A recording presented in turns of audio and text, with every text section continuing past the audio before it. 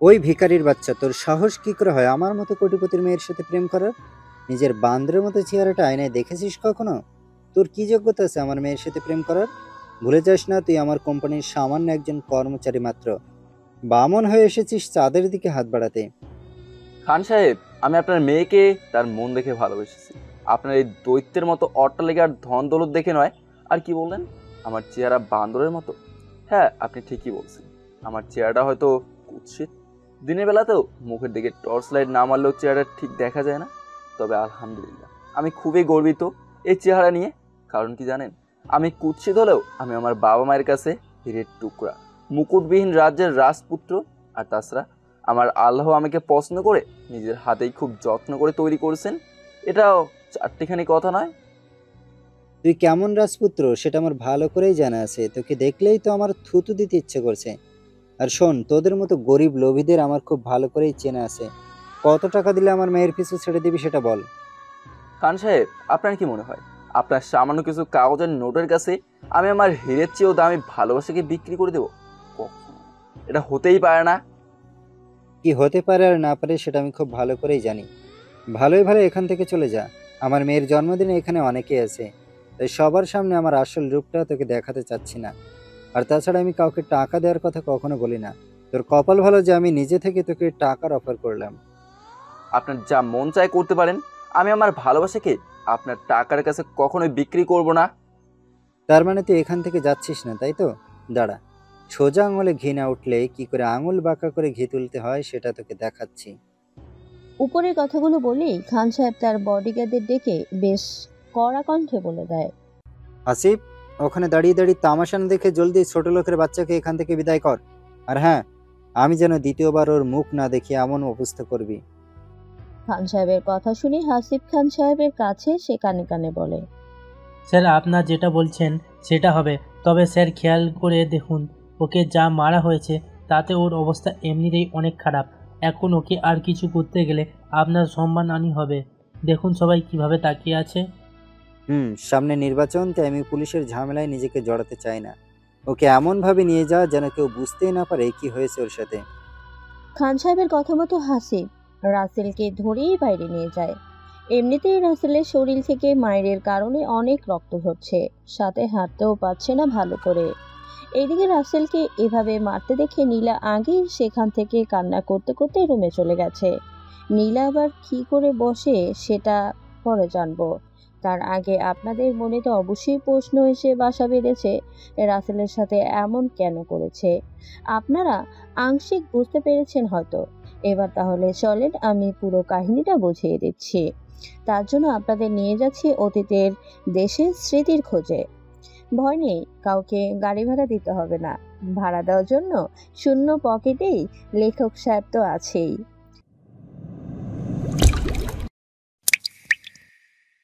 রাসেল দুপুরে খাবার খেয়ে গভীর ঘুমে আচ্ছন্ন। এমন সময় রাসেলের মা ঘড়ির দিকে তাকিয়ে ছেলের রুমে চলে আসে আর রাসেলের মাথায় হাত বুলিয়ে বলে, এই আব্বাজান, তুই উঠবি কখন? ঘড়ির দিকে তাকিয়ে দেখ কয়টা বাজে। মা, একটু ঘুমাতে দাও না। এই সকাল সকাল কেন ঘুম ভাঙাতে এলে বলো তো? শোনো ছেলের কথা, ঘড়িতে বাজে সন্ধ্যা 7টা, আর ও বলছে আমি নাকি ওকে সকালে ডাকছি। কি বলছো মা? এখন যদি 7টা বাজে, তাহলে আমার চট্টগ্রাম যাবার বাসের কি হবে? বাসের মালিক তো তোর শ্বশুর হয়। তুই ঘুমিয়ে আছিস দেখে তারা তোর জন্য বসে থাকবে নি।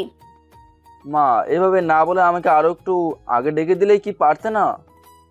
এখন ডাকছি তাই বলছিস? সকাল সকাল ডেকে তোর ঘুম ভাঙালাম, তাহলে আরও আগে ডাকলে না জানি কি বলতি। এবার উঠে তাড়াতাড়ি রেডি হয়ে নে। ফরিদা বেগম উপরের কথাগুলো বলে ছেলের রুম ত্যাগ করে। এইদিকে রাসেল অতি দ্রুত বিছানার মায়া ছেড়ে ফ্রেশ হতে চলে যায়। আগে থেকেই ব্যাগপত্র গুছিয়ে রেখেছিল বলে আর কোনো সমস্যা হলো না। রাসেল সোজা মায়ের হাতে বেড়ে দেওয়া খাবার খেয়ে সবার থেকে বিদায় নিয়ে নেয়। আব্বু, আমি তাহলে আসি। তোমরা অবশ্যই নিজেদের খেয়াল রাখবে কিন্তু। যা, আর দেখে শুনে থাকবি কিন্তু। কারোর সাথে আবার ঝামেলা করে তোর বড় আপুদের কষ্ট সাগরে ভাসিয়ে দিস না। তোরে তো আবার বিশ্বাস করা যায় না। আরে না, আমি এমন ছেলে নাকি? তারা আমাকে যেতে বলেছে, সেটাই তো অনেক। আচ্ছা মা, আসি তাহলে। ভালো থেকো, আর আমার জন্য দোয়া করিও।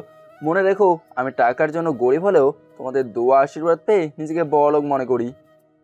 হয়েছে, আর বলতে হবে না। তোর জন্য আমাদের দোয়া আশীর্বাদ সব সময় আছে। সাবধানে যাইস বাবা, আর অবশ্যই গাড়িতে উঠে আমাদের ফোন করবি কিন্তু। করবো নি। নিজেদের খেয়াল রেখো। বাই। রাসেল ওর বাবা মায়ের পা ছুঁয়ে সালাম করে বাড়ি থেকে বেরিয়ে পড়ে। দুই বুড়া বুড়ি ছেলেকে যত দূর পর্যন্ত দেখা যায় তত দূর পর্যন্ত চেয়ে আছে। এদিকে রাসেল সিএনজিতে ভাবছে, আল্লাহ জানে আমার পাশের সেই মেয়েটা দেখতে কেমন হবে, সুন্দরী নাকি পেতনি। হে আল্লাহ, তুমি আমার সব ভরসা। দয়ার হাতটা আমার মাথায় রেখো। কখনো পাশের সিটে মেয়ের দেখা পায়নি, আজকে প্রথম একটা ব্যবস্থা করছো। আসলে রাসেল টিকিট কাটতে এসে কোনো টিকিট পাচ্ছিল না। পরে একটা টিকিটের সন্ধান পায়, তবে ওই সিটটা একটা মেয়ের, রাজশাহী থেকে আসবে বলে। সেই দুটো সিট বুকিং করেছে নিজের জন্য, তবে সে আসবে একা। এখন যদি সেই মেয়েটি রাসেলকে বসতে দেয় তাহলে বসতে পারবে, না হলে পুরো রাস্তায় দাঁড়িয়ে যেতে হবে। কাউন্টারের লোক এটাই বলেছে। এমনটা করতো না রাসেল তাদের পরিচিত না হলে। রাসেলও যাওয়ার জন্য রাজি হয়, কেননা এটা ছাড়া ওর হাতে আর কোনো উপায়ও নেই। ওকে যে চট্টগ্রাম যেতেই হবে। সিএনজি থেকে নেমে রাসেল কাউন্টারে গিয়ে কথা বলে। সিরাজগঞ্জ বাজার স্টেশন থেকে কড্ডার মোড় চলে আসে, কেননা ওখানে গাড়ি এসে থামবে বলেছে। এইদিকে নীলা জানালা দিয়ে চারিদিকে দেখছে, এমন সময় হাতে থাকা ফোনটা বেজে ওঠে। নীলা প্রথমে নাম্বার দেখে কলটা কেটে দিলেও দ্বিতীয়বার কল আসতেই কলটা রিসিভ করে বলে, কেন ফোন দিয়েছো বলো? নীলামা, এভাবে কেন কথা বলছিস? আমি তো বললামই সরি। কিসের সরি? হ্যাঁ, সরি বলেই কি সব ঠিক হয়ে যায় নাকি? আমি তোমায় বারবার বলেছি গাড়ি পাঠিয়ে দিতে, আর তুমি গাড়ি তো পাঠাওনি, বরং বাসে করে যেতে বলেছো। এখন তুমিই বলো, আমি কখনো বাসে জার্নি করেছি? মামনি, একটু কষ্ট করে আয় না। আর তাছাড়া আমি গাড়িওয়ালাকে সব বুঝিয়ে দিয়েছি, কোনো অসুবিধা হবে না। তুমি 2 সিটে আরাম করে আসতে পারবে, শুয়ে বসে ঘুমিয়ে ঘুমিয়ে। তোমাকে কইছে গাড়িওয়ালাদের যেই কাম কাজ, টাকা পেলে এই সিটটাও বিক্রি করে দিবে, তাতে কোনো সন্দেহ নেই। দিবে না রে মা, তোর বাবার একটা ক্ষমতা আছে। এখন বল, কোথায় আছিস? এইমাত্র গাড়ি সিরাজগঞ্জ শহরে ঢুকেছে মনে হয়। আচ্ছা বাবা, তুমি ফোন রাখো, আমি পরে কথা বলবো নি।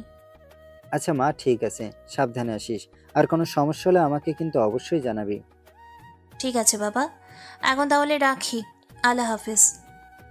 নীলা উপরের কথাগুলো বলে ফোনটা কেটে দেয়। এইদিকে গাড়ি এসে কড্ডার মোড় বাস স্টপে দাঁড়িয়ে যায়। নীলা আশেপাশে সবকিছু জানালা দিয়ে দেখতেই যেন ব্যস্ত। এদিকে রাসেল বাসের নাম্বার দেখে কাছে চলে আসে আর বাস কন্ট্রাক্টরের সাথে কথা বলে। মামা, সিরাজগঞ্জ কাউন্টার থেকে আপনাদের একটা যাত্রী নেবার কথা বলেছে কি? হ্যাঁ বলেছে, আমরা তাকে নেবার জন্য এখানে গাড়ি দাঁড় করিয়ে রেখেছি। এদের আবদার রাখতে গিয়ে আমাদের যাত্রীদের কাছে হতে হয় দোষী। এই কাউন্টারের লোকজন সেটা বুঝতেই চায় না। মামা, আমি সেই যাত্রী। এত সময় আপনাদের জন্য অপেক্ষার প্রহর গুনতেছিলাম। আসলে কি বলবো মামা, আমি বিপদে না পড়লে তারা এইভাবে আপনাদের আমার জন্য বিপদে ফেলতো না। ঠিক আছে, এখন তাড়াতাড়ি কাজ কমপ্লিট করে গাড়িতে ওঠো। রাসেল কন্ট্রাক্টরের সাথে কথা বলে মালসাবানা বক্সে রেখে স্লিপ নিয়ে ভেতরে উঠে পড়ে। ফাঁকা থাকা সিটের নাম্বার দেখে নেয় সিটের কাছে। এসে অবাক হয়ে তাকিয়ে থাকে, কেননা এত সুন্দর মেয়ে ওর পাশে বসবে কখনো সেটা ও কল্পনা তো দূরের কথা, স্বপ্নেও দেখার সাহস করেনি। এদিকে নীলা রাসেলকে এভাবে তাকিয়ে থাকতে দেখে মনে মনে বলে, এই সব লুচ্চা টাইপের ছেলেদের দেখলেই গা জ্বলে। এমনভাবে তাকিয়ে আছে যেন বাপের জন্মে কখনো মেয়ে দেখেনি। নীলার এত সুন্দর ভাবনার ছেদ ঘটে রাসেলের হালকা সুরে ডাকার কারণে। এই যে ম্যাডাম, শুনছেন? বলেন, কি বলতে চান? আমি বয়রা না যে আপনার কথা শুনতে পারবো না। আরে বাহ, মেয়ের ফেস যেমন সুন্দর তেমন কণ্ঠটাও তো মাশাআল্লাহ। রাসেল, তোর ভাগ্য মনে হয় আসলেই ভালো। না হলে তোর মতো কালো ভূতের পাশে এমন পরীর মতো মেয়ে বসে কি করে? রাসেলকে এভাবে একে একে বিড়বিড় করতে দেখে নীলা বেশ শব্দ করেই বলে, এই যে মিস্টার, কোন জগতে হারিয়ে গেলেন কিছু বলতে চেয়ে? ও হ্যাঁ, আসলে আমি তো এখান থেকে বাসে উঠলাম। রাসেল পুরো কথাটা বলে শেষ করার আগেই নীলা বেশ রাগী কণ্ঠে বলে ওঠে, তো সেটা আমাকে বলছেন কেন? যান না, গিয়ে বাস কন্ট্রাক্টরকে বলেন। সিট ফাঁকা, আবার পাশে সুন্দরী মেয়ে, ভালোই ফোন দিয়ে আটছেন দেখছি। এই রে, সুন্দরী তো দেখছি বিন্দি মরিচের মতো ঝাঁঝালোও বটে। আসলে বাস কন্ডাক্টর নিজেই বলেছে কথাটা, আমি আপনাকে যেন বলি। তা শুনি কি এমন কথা যেটা সে আপনাকে বলতে পারেনি, আপনাকেই বলতে বলেছে? আসলে এই বাসে তো আপনার পাশের সিটটা স্যার, অন্য কোনো সিট ফাঁকা নেই, তাই বলছিলাম কি এত দূরের রাস্তা যদি আমাকে একটু। যেটুকু বলেছেন এখানেই থেমে যান। আগেই বলেছি, সুন্দরী মেয়ে দেখে ভালোই ফোন দিয়ে আঁটছেন। আমি এই 2টা সিটের টাকা দিয়েই ভাড়া নিয়েছি, তাহলে আপনাকে কেন বসতে দিব? দেখেন ম্যাডাম, আমি তো একটা বিপদেই পড়েছি বলেই এই বাসে উঠেছি। এখন মানুষ তো মানুষের জন্যই, তাই না? ফাঁকে গিয়ে মরেন। সাহায্য নিতে হলে কিছু টাকা দিচ্ছি, নিয়ে অন্য গাড়ি করে বসে শুয়ে নাচতে নাচতে যান। এখানে বসতে দিতে পারবো না। আপনি এমন কেন? অন্য গাড়িতে যদি যেতে পারতাম তো এই গাড়িতে কেন উঠলাম? আর আমি আপনার এক সিটের ভাড়া দিয়ে দেবনি, সমস্যা নেই। নীলা রাসেলের সাথে আর কোনো কথা বলার প্রয়োজন মনে করে না, সোজা কন্ট্রাক্টরকে ডাকে, এই যে কন্ট্রাক্টর মামা, একটু এইদিকে আসবেন তো দয়া করে। নীলার কথা শুনে কন্ট্রাক্ট দৌড়ে ছুটে আসে আর কাছে এসে বলে, ম্যাডাম কেন ডেকেছেন বলেন? আমি শুনেছি আপনারা খুব ভালো সার্ভিস দিয়ে থাকেন। এটাই কি তার নমুনা? একটা সিট 2 জনের কাছে বিক্রি করেন? না ম্যাডাম, আসলে তেমন কিছু না। এই ছেলেটা গাড়ি না পেয়ে বাধ্য হয়ে উঠেছে, যার কারণে আমরা ওর কাছে টাকাও রাখিনি। এখন আপনি যদি ওকে বসতে দিন তো আপনার এক সিটের ভাড়া ও দিয়ে দিবে। কন্ট্রাক্টর উপরের কথাটা বলার সাথে সাথেই রাসেল বলেছে, মামা, আমি তো ওনাকে সেটাই বলে বোঝাতে পারছি না। বুঝিয়ে কোনো লাভ নেই, কেননা আমি এখানে ওনাকে বসতে দিব না। আমার পাশে যেন কোনো ছেলে না বসে, সেই জন্যই বাবা আমাকে 2টা সিটের ব্যবস্থা করে দিয়েছে। আর আপনারা সেই কাজটাই করতেছেন। এখন কিন্তু বাবাকে ফোন দিব আমি। না ম্যাডাম, সেটা করবেন না। আপনার বাবা জানতে পারলে আমাদের খবর করে ছাড়বে। এই রাস্তায় তো দূরের কথা, বাস চালানোই বন্ধ করে দিবে।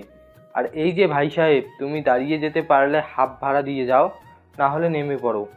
বঙ্গবন্ধু যমুনা সেতুতে এখন ওঠেনি বাস। মামা, আপনার মাথা কি গেছে? এত দূরের পথ কিভাবে দাঁড়িয়ে যাওয়া যাবে? ঢাকা হলে তাও কথা ছিল, তাছাড়া আর কোনো বাসের সিটও ফাঁকা নেই, যেটা আমি খবর নিয়ে দেখেছি। তুমি ঢাকা পর্যন্ত কষ্ট করে যাও, তারপরে সেখান থেকে অন্য গাড়ির ব্যবস্থা করে চলে যাইও। আমরা তো আর তোমার জন্য নিজের বিপদ ফেলতে পারি না। উনি তো আর সিটে তোমাকে বসতে দিচ্ছি না। আচ্ছা মামা, আমি দাঁড়িয়ে যাচ্ছি, তবে কিছু একটা বসতে দিলে তো অন্তত পাটাকে ব্যথা পাওয়ার হাত থেকে একটু হলেও রক্ষা করতে পারতাম। তুমি দাঁড়িয়ে থাকো, আমি দেখছি কিছু একটা ব্যবস্থা করা যায় নাকি।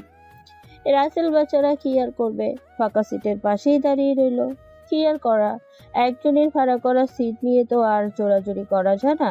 মানবতা এখন তো মানুষের মাঝে বিরাজ করে না, বরং মানবতা এখন শূন্য ভাসে। এইদিকে বাস বঙ্গবন্ধু যমুনা সেতুর উপরে উঠতেই নীলা ফোন বের করে ভিডিও করতে শুরু করে। রাসেল বারবার আর চোখে যেন নীলার মুখটা দেখতেই ব্যস্ত। যদিও বাসে অনেক ছেলেই নীলাকে দেখার চেষ্টায় ব্যস্ত, তবে রাসেল তো কাছে, তাই দেখতে পাচ্ছে ভালো করেই। বেশ কিছু দূর আসার পরে নীলা কি মনে করে রাসেলকে বলে, এই যে মিস্টার, বলেন, শুনছি। এখানে বসতে পারেন, তবে আমার কিছু শর্ত আছে। যদি মানেন তো আমি আপনাকে বসতে দিতে পারি, না হলে ঠ্যাঙের উপর পা দিয়ে দাঁড়িয়ে যেতে হবে। এত পথ দাঁড়িয়ে যাওয়ার থেকে আপনার শর্ত মেনে বসে যাওয়াটাই ভালো হবে। তা বলেন, কি কি শর্ত আছে? ভুলেও আমার দিকে আসার চেষ্টা করবেন না। কথা বলার চেষ্টা তো মনের ভুলেও না। আমাদের দুজনের মাঝে এই ব্যাগটা রাখা থাকবে। ফাজিল মেরে বাবা, চান্স নেবার আগেই এতগুলো শর্ত ছুড়ে দিল। তাতে কি, বসতে দিচ্ছি এটাই তো অনেক। কি হলো, কিছু বলছেন না যে? থাক, আপনাকে বসতে হবে না। না না, সেটা হবে না, আমি আপনার সব শর্ত মেনে নিলাম। এখন তাহলে বসি। বসেন, তবে কথাগুলো যেন মনে থাকে। আপনার কথাও আপনি, দুটাই চিরকাল মনে থাকবে। কি বললেন? না না, তেমন কিছু না। রাসেল আর কিছু না বলে ছিটে বসে পড়ে। কিছু সময় পরে কন্ট্রাক্টর কাছে এসে বলে,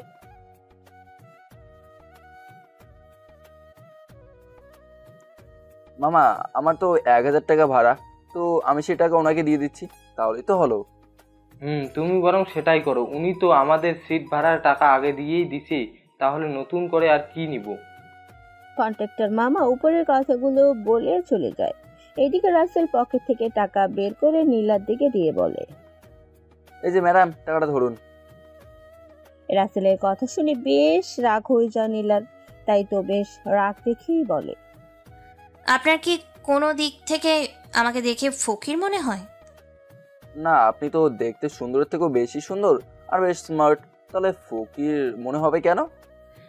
যদি ফকিরের মনে না হয় তাহলে এভাবে আমার দিকে টাকা ধরে আছেন কেন? Why mister? আসলে আপনি যেটা ভাবছেন সেটা না, আমি তো আপনার সিট ভাড়ার টাকাটা দিচ্ছি। লাগবে না, দ্বিতীয়বার কথা বলার ভুল করবেন না, তাহলে বসার সুযোগটাও হাতছাড়া করতে হবে। নীলা উপরের কথাগুলো বলে আবারও জানালা দিয়ে বাইরে তাকিয়ে প্রকৃতির সৌন্দর্য উপভোগ করতে থাকে। এইদিকে রাসেলের সিট হারাবার ভয়ে কোনো কথা বলার সাহস করে না। এভাবেই নীরবতাহীনভাবে সময় পার হতে থাকে। দেখতে দেখতে গাড়ি ঢাকার মধ্যে প্রবেশ করে। দিনের আলো নিভে গিয়ে রাতের অন্ধকার হাতছানি দিয়ে ডাকছে চারিপাশের আলোগুলোকে।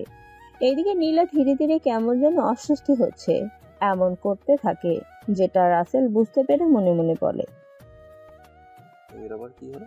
এমন চুপ হয়ে ছটফট করতেছে কেন? কিছু হলো নাকি আবার? আমি কিছু জিজ্ঞেস করে দেখবো নাকি? না বাবা না, যদি সিটটাই হারাতে হয় তখন পুরো রাস্তা দাঁড়িয়ে যেতে হবে, তার চেয়ে বরং দেখি কি হয়। এইদিকে নীলা আরো অস্বস্তি বোধ করতে থাকে। ফোনটা বের করে ওর বান্ধবীর সাথে এই মুহূর্তে চ্যাট করতে থাকে। ওই পেতনি, কি করতেছিস? কি আর করবো বান্ধবী, তোকে ছাড়া আমার একদম ভালো লাগছে না, কেমন একা একা হয়ে গেছি। তুই কখন আসবি বলতো?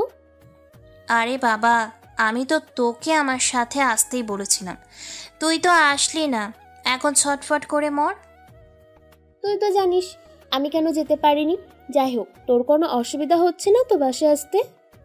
না রে, তবে আমার পাশে একটা ছেলে বসেছে। নীলার কথা শুনে নিধি বেশ আনন্দিত হয়ে বলে, কি বলিস, তোর পাশে ছেলে বসেছে? তোর তো কপাল অনেক ভালো।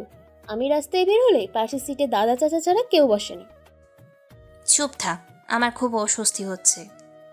কি বলিস এটা? এত লং টাইম জার্নি করতে একটা ছেলে সঙ্গী পেয়েছিস, কিসের কি কথা বলে ভাব জমাবি সেটা না করে বলছিস অস্বস্তি হচ্ছে। তোর সাথে কথা বলাই আমার ভুল হয়েছে। আরে বাবা, এভাবে রাখছিস কেন? দোস্ত বল না, ছেলেটা দেখতে কেমন আর তোর সাথে কি কথা বলেছে? সেভাবে তো দেখিনি, তবে ছেলেটা মোটামুটি কিউট আছে। তুই দেখলেই ক্রাশ খেয়ে যাবি। আমি তো তোর মতো না, তাই ক্রাশটা খাইনি। আর তাছাড়া আমার সাথে কথা বলার সাহস করবে না মনে হচ্ছে। ওর থেকেই প্রথম শুনলাম একটা ছেলে একটা মেয়ের পাশে বসেও কথা না বলে থাকতে পারে। আরে বাবা, ওর তো আমার সাথে কথা বলার জন্য ভিতরটা ছটপট করতেছে, সেটা দেখেই বোঝা যাচ্ছে। তবে সিট হারানোর ভয়ে সেটার সাহস করবে না। দোস্ত, এসব বাদ দিয়ে আসল কথা শোন, আমার না খুব অস্বস্তি হচ্ছে। একটা ছেলে পাশে বসলে এমন একটু হয়েই থাকে, ব্যাপার না, কথা বলে ফ্রি হওয়ার ট্রাই কর। কষিয়ে একটা থাপ্পড় মারবো শাকচুন্নি। তুই জানিস আমার এই জন্য অস্বস্তি হচ্ছে না, অস্বস্তি তো হচ্ছে ওই কারণে। ইমা, কালে ব্যথা? তোর কথার আগা মাথা আমি কিছুই বুঝি না। এই কারণ বলতে কোন কারণ বলতো? নীলা তখন নিধিকে সবটা খুলে বলে। সব কথা শোনার পর নিধি নীলাকে বলে, তুই জানতি তোর মিন্স হবে, তাহলে সিকিউরিটি নিস নাই কেন? এত লম্বা জার্নি, আর তাছাড়া আরো কয়েকদিন পরে আসলেই তো পারতি। আরে বাবা, আমি কি জানতাম নাকি বিপদটা আজকেই শুরু হবে? আমার তো ডেট আরও 2 দিন পরে ছিল। তুই অঙ্কে পাকা থাকলে কি হবে, তারিখ মনে রাখতে ভুল করেছিস। যাই হোক, এবার প্যাড ব্যবহার কর। কি করে ব্যবহার করব? আমি তো সাথে নিয়েই আসিনি, আর তাছাড়া গাড়ি থেকে নামতেও পারবো না। এমনিতেই বেছে বেছে হোয়াইট ড্রেসটাই পরেছি, মনের আনন্দে নাচতে নাচতে। এখন তাহলে কি করবি? পাশে ছেলেটাকে পটিয়ে সাহস করে বল, দৌড়ে গিয়ে ন্যাপকিন নিয়ে আসবেনি। চুপ থাক, আমি আছি চিন্তায়। ওই ছেলেটা বুঝতে পারলে কি মনে করবে? আর তুই আছিস মজা করা নিয়ে। আরে বাবা, কি মনে করবে? এটা মেয়েদের কমন একটা বিষয়। এটা নিয়ে হাসি তামাশা কিসের? তুই বরং চেষ্টা করে দেখ, যদি পজিটিভ কিছু হয়। এভাবে দুই বান্ধবী কথা বলতে থাকে। এদিকে রাসেল আর চোখে ওদের কথা বলা দেখে বুঝে যায় আর মনে মনে বলে, এই জন্য তো বলি ঝাঁঝালো মরিচ হঠাৎ নিশ্চুপ হয়ে গেল কেন? এটাই তাহলে প্রধান কারণ। এখন তাহলে আমাকে একটা কিছু করতে হবে। সে নিজে থেকে তো কিছুই বলবে না। এই রাসেল এভাবে নানান কথা ভাবতে থাকে। রাত বাজে 10টা বেশি প্রায়, ঘড়ির কাঁটা 11টা ছুঁছি। বাস একটা স্টপে দাঁড়িয়ে দেয় 10 মিনিটের জন্য। তো রাসেল স্টপ করে বাস থেকে নেমে পাশের ফার্মেসি থেকে নীলার জন্য প্রোটেকশন হিসেবে প্যাকনিক প্যাকেট মরিয়ে নিয়ে আসে। সিটে এসে দেখে নীলা ঘুমিয়ে আছে, তাই আর না ডেকে চুপচাপ নীলার চাঁদ মুখের দিকে তাকিয়ে থাকে। কিছু সময় পরে নীলা ঘুমের ঘরে রাসেলের কাঁধে মাথা রাখে। রাসেল সেটা দেখে মুচকি একটা হাসি দিয়ে সেও ঘুমানোর চেষ্টা করে। ঘণ্টাখানিক বাদে নীলার ঘুম ভাঙতেই নিজেকে রাসেলের কাঁধে দেখতে পায়। তাড়াতাড়ি মাথা সরিয়ে আবারও ঘুমানোর চেষ্টা করে। এবার নীলা আরো সুন্দর করে রাসেলের বুকে মাথা রেখে ঘুমিয়ে যায়। রাসেল বেচারা কি আর করবে, অমনি সহ্য করে যায়। এমন পরিস্থিতিতে কি বা বলার আছে তার? নীলার চুলগুলো বাতাসে এলোমেলো হয়ে বারবার নীলার মুখটা ঢেকে দিচ্ছে। সেটা দেখে রাসেলের খুব রাগ হয়, যেটার জন্য নিজে নিজেই বলে, শালা বাতাসের বাচ্চা, তুইও আমার ভালো দেখতে পারিস না? তোর এত হিংসে হচ্ছে? দেখছিস আমি মেয়েটাকে মন ভরে দেখছি, আর তুই এসে বিরক্ত করছিস। এই রাসেল উপরের কথাগুলো বলে হাত দিয়ে নীলার মুখের উপরের চুলগুলো বারবার সরিয়ে দিতেই যেন ব্যস্ত। হঠাৎ বাস থেমে যাওয়ার কারণে ঘুম ভেঙে যায় সবার। বাস কন্ট্রাক্টর সবাইকে উদ্দেশ্য করে বলে, আপনারা কেউ ভয় পাবেন না, আসলে গাড়ির চাকায় একটা সমস্যা হয়েছে, তাই এখানে দাঁড়িয়েছি। যদি কারো কোনো এমার্জেন্সি কাজ থাকে তো সেরে আসতে পারেন। কন্ট্রাক্টরের কথা শুনে রাসেল বাইরে তাকিয়ে একটা ওয়াশরুম দেখতে পায়, যেটার জন্য নীলার কথা মনে হয়। এখন সমস্যা একটাই, নীলাকে নিজে থেকে কি করে বলবে? যদি খারাপ কিছু ভেবে বসে তখন কি হবে? রাসেল বেশ সাহস করে নীলাকে বলতে গিয়েও থেমে যায়। না বাবা না, যদি কথাটা বলার পরে আমরা গালের নকশা বদলিয়ে দেয় তখন কি হবে? আবার যদি না বলি তাহলে তো সমস্যা। আসলেই মনে হয় ওনার অনেক কষ্ট হচ্ছে। কি সুন্দর করে ঘুমিয়ে আছে, দেখে মনে হচ্ছে আকাশ থেকে কোনো এক পরীর ছানা এসে আমার পাশে বসেছে। রাসেল উপরের কথাগুলো বলছে আর মুগ্ধ নয়নে নীলার দিকে তাকিয়ে আছে, কিছু বলার সাহস হচ্ছে না। এইদিকে নীলার ঘুম ভাঙতেই রাসেলকে এভাবে তাকিয়ে থাকতে দেখে কিছুটা লজ্জার ভাব নিয়ে বলে, এই যে মিস্টার, একটা অপরিচিত মেয়ের দিকে এভাবে তাকিয়ে থাকতে হয় বুঝি? ও, তাহলে আপনার ঘুম ভাঙলো? আসলে আপনি যেটা ভাবছেন সেটা না। আর তাছাড়া আমারও কোনো দোষ নেই। চোখের সামনে এত সুন্দর ফুল যদি থাকে তাহলে একটু দেখার ইচ্ছে তো মনে জাগবেই। দেখুন, খুব সুন্দর করে কথা বলছি বলে এই না যে আমি শান্ত মনের নরম মানুষ। নিজেকে সামলে রাখুন, না হলে বসে যাওয়া সৌভাগ্য আর হবে না।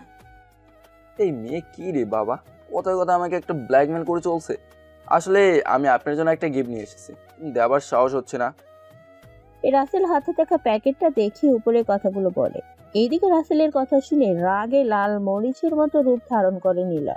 নীলার এমন রাগ দেখে রাসেল তো ঢোক চিপতে থাকে। নীলা বেশ কটকট কণ্ঠে বলে, এই জন্য অপরিচিত কোনো যুবক ছেলেকে সাহায্য করতে হয় না, সুযোগ পেলেই মাথার উপরে নাচতে চায়। দেখুন মিস, আপনি যেটা ভাবছেন আসলে কিন্তু সেটা না। কি না? হ্যাঁ, এখন গিফট দিতে চাচ্ছেন, কিছু সময় পরে ফোন নাম্বার, তারপরে বাড়ি কোথায়, আরও কত কি। ছেলেদের বাহানা আমার খুব ভালো করেই জানা আছে। আইসে আমার মহারানী ভিক্টোরিয়া। দেখুন ম্যাডাম, মা বোন আমার ঘরেও কিন্তু আছে, আমি তাদের সম্মান করি। তাই এই গিফটটা আপনার জন্য নিয়ে আসছি। এটা নিন, আর ওই যে ওয়াশরুম দেখছেন সেখানে চলে যান। রাসেলের কথা শেষ হতে না হতেই নীলার নরম হাতটা রাসেলের গাল ছুঁয়ে যায়। থাপ্পড়ের শব্দে সবাই ওদের দিকে তাকিয়ে থাকে। নীলা বুঝতে পেরে আস্তে করে বলে, আমি আপনাকে বেশ ভালো ছেলে মনে করে পাশে বসতে দিয়েছি, আর আপনি আমাকে এমন প্রস্তাব দিয়ে বসলেন। আসলে লোকে ঠিকই বলে, বৈশাখ মাসের আবহাওয়া আর পুরুষ মানুষের মন, এই দুইটা কখন বদলে যায় বোঝাই যায় না। দেখুন ম্যাডাম, ধানে কিন্তু চিটাও থাকে, শুধু যে চাউলে ভর্তি ধান হবে সেটা কিন্তু না। আপনার চোখে হয়তো সব পুরুষ এক, তবে একবার চিন্তা করে দেখছেন সব পুরুষ যদি এমন বাজে চরিত্রের হতো তাহলে আদর্শ পিতা কোথায় পেতেন? এই রাসেলের কথার জবাবে নীলা আর কিছুই বলে না, চুপ করে রাসেলের দিকে তাকিয়ে আছে। বেশ কিছু সময় নীরবতা পালন করে রাসেল প্যাকেটটা নীলার হাতে দিয়ে আস্তে করে বলে, এটা নিন, আর আমার জ্যাকেটটা কোমরে বেঁধে ওয়াশরুমে আসুন। আর হ্যাঁ, সব পুরুষ সুযোগ সন্ধানী হয় না, কথাটা মনে রাখেন। রাসেল উপরে কথাগুলো বলে নিচে নেমে আসে। আর এইদিকে নীলা আর কিছু না ভেবে জ্যাকেটটা কোমরে বেঁধে ধীরে ধীরে বাস থেকে নেমে পড়ে। চারিদিকে রাসেলকে চোখ বুলিয়ে না পেয়ে মন খারাপ করে বাসে উঠতে যাবে, ঠিক তখনই রাসেল কাছে এসে বলে, হাতে সময় খুব একটা নেই, দয়া করে তাড়াতাড়ি করুন, আমি এখানেই আছি। নীলা রাসেলের কথা শুনে লজ্জায় কিছুই বলতে পারছে না, ধীরে ধীরে ওয়াশরুমের কাছে আসে।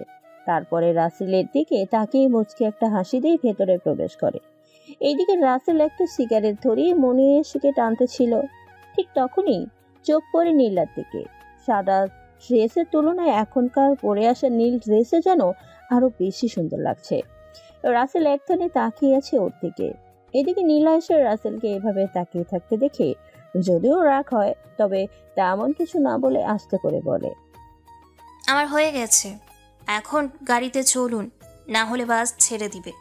আর হ্যাঁ, এই ছাইপাশ খেয়ে কি হয়? নীলার কথায় খোর কাটে রাসেলের। ওকে আর কিছু বলার সুযোগ না দিয়ে নীলা বাসে উঠে পড়ে, আর পিছে পিছে রাসেলও সিটে গিয়ে বসে। বাস আবার চলতে শুরু করে গন্তব্যের দিকে। এদিকে নীলা বুঝতে পারে জ্যাকেটটা না থাকার কারণে বেশ শীত লাগছে রাসেলের।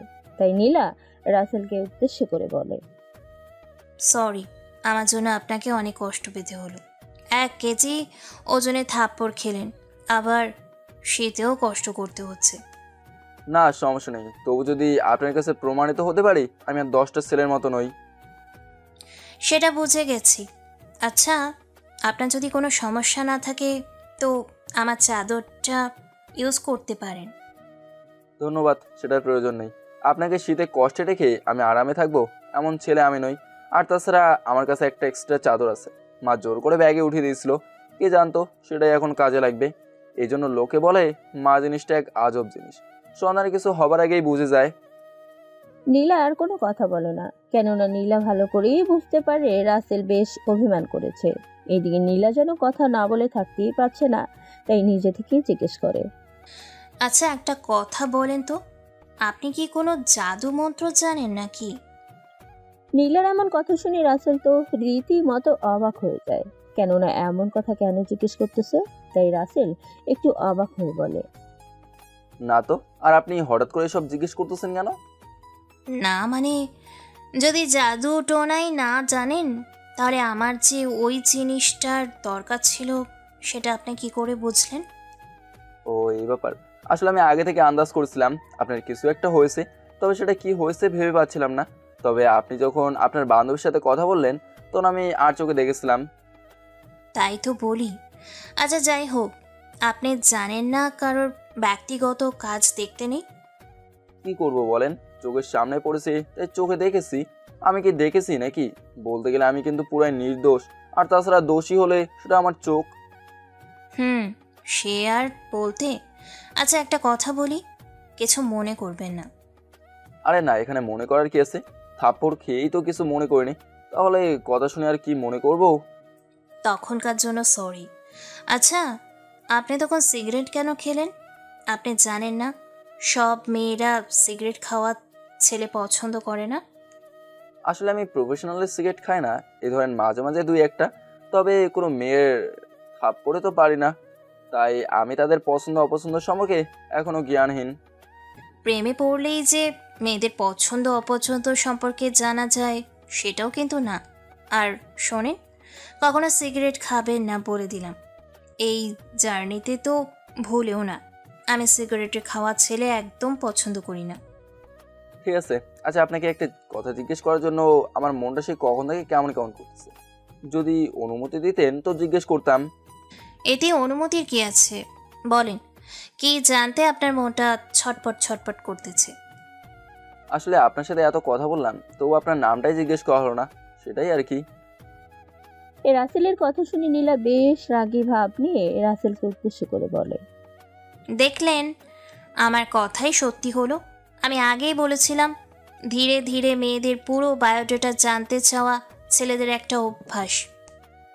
ও সরি, আসলে বুঝতে পারিনি আপনি এভাবে মেন করবেন। রাসেল মন খারাপ করে উপরের কথাগুলো বলে, নীলার দিক থেকে মুখ ফিরিয়ে নেয়। এইদিকে নীলা বুঝতে পারে রাসেলের মনে বেশ আঘাত লেগেছে, তাই হাসি মুখে বলে, আমি একটা কথা বলেছি আর আপনি রাগ করলেন? আসলেই আপনি মেয়েদের মতো একটু ইমোশনাল, কথায় কথায় অভিমান করে বসেন। আমি তো এমনিই বলেছি, তাতেই রাগ করে বসলেন। আরে আমি রাগ করবো কেন? আমি তো এমনি চুপ করে আছি। আর তাছাড়া রাগ জিনিসটা সবার উপরে করা যায় না। যদি রাগ না করতেন তাহলে আমার বাবা মায়ের দেওয়া সুন্দর নামটা শুনেই ওই দিকে তাকিয়ে মুখটাকে বাংলার পাঁচের মতো করে রাখতেন না। আরে দূর, এমনটা না। আচ্ছা বলেন দেখি, আপনার পিতামাতার দেওয়া সুন্দর নামটা কি? আমার নাম সুমাইয়া তাবাসুম নীলা। সবাই আমাকে নীলা বলেই বেশি ডাকে। এখন আপনার মনে যেটা চাই সেটা বলেই ডাকতে পারেন। বাহ, খুব সুন্দর নাম তো, একেবারে হৃদয়ে খোদাই করে রাখার মতো। সবাই যখন নীলা বলে ডাকতেই বেশি পছন্দ করে, তো না আমি কেন তার বিপরীতে যাব? আমিও নীলা বলেই ডাকবো। আচ্ছা ঠিক আছে, ডাকেন। তবে এখনো আপনার নামটা কিন্তু অজানাই রয়ে গেল। ও হ্যাঁ, তাই তো, আমার নামটা তো বলাই হয়নি। আচ্ছা যাই হোক, আমি রাসেল। আপনার নামটাও কিন্তু অনেক সুন্দর, একদম মানুষটার মতোই কিউট। ভালোই পাম দিতে পারেন, দেখেছি, তবুও ধন্যবাদ। এই যে মিস্টার, শোনেন, আপনি কি গাড়ির চাকা নাকি যে আমি পাম দিয়ে ফুলিয়ে তুলবো? শুধু যে গাড়ির চাকা পাম দিলেই ফুলে ওঠে সেটাও কিন্তু না। মানে আপনার কথাটা ঠিক বুঝে উঠতে পারলাম না। না মানে কিছু না, আপনি ঘুমিয়ে পড়েন, এমনিতেই আপনার শরীরটা খুব একটা ভালো না। আপনিও ঘুমিয়ে পড়েন, আমার জন্য তো আর কম কষ্ট করলেন না। না, এতে কষ্টের কি আছে? আপনি আমাকে বিশ্বাস করে পাশে বসতে দিয়েছেন, সেটাই তো আমার কাছে অনেক। এইভাবে ওরা আরো অনেক কথা বলে। কথা বলতে বলতে রাসেল কখন যে নীলার কাঁধে মাথা রেখে ঘুমিয়ে গেছে সেটা খেয়ালই করেনি। এদিকে নীলা একবার রাসেলের দিকে তাকিয়ে মুচকি হাসি দিয়ে ওর বান্ধবীর সাথে চ্যাট করতে ব্যস্ত হয়ে পড়ে। নিধি, তুই জানিস আমি ছেলেটাকে যেমনটা ভেবেছিলাম ও আসলে সেই রকমটা মোটেও না। আরে বান্ধবী, তুই না বললে আমি কি করে জানবো ছেলেটা কেমন? ও আসলে অনেক ভালো, আমার জন্য কত কি করলো। কি বান্ধবী, প্রথম জার্নিতেই প্রেমে নদীতে হাবুডুবু খেয়ে গেলে নাকি? প্রেম নদীতে হাবুডুবু খাচ্ছি কিনা সেটা বলতে পারবো না, তবে ওকে আমার খুব ভালো লেগেছে, সেটা 100% সত্যি। তাহলে তো হয়ে গেল। আচ্ছা বান্ধবী, ওর একটা ফটো পাঠাতো, আমি একটু দেখি আমার বান্ধবী কোন ছেলের প্রেমে হাবুডুবু খাচ্ছে। না, এখন তো ওকে দেখানো যাবে না। তুই আবার কি করে বসবি কে জানে। তোকে আমি ভালো করে চিনি, অন্য জিনিসের উপর খালি ভাগ বসাস। আর ইয়ার, এটা কি সেই রকম নাকি? তুই দে না, আমি ভাইয়াকে একটু দেখি। ভুলেও না শাকচুন্নি, আমি তোকে হাড়ে হাড়ে চিনি। বান্ধবী, তুই কিন্তু শুধু শুধু এমন করতেছিস।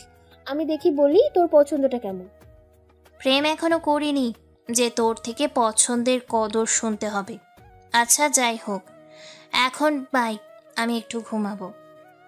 ওকে বাই, গুড নাইট শয়তান বান্ধবী। এভাবে ওরা কথা বলে চ্যাট অফ করে।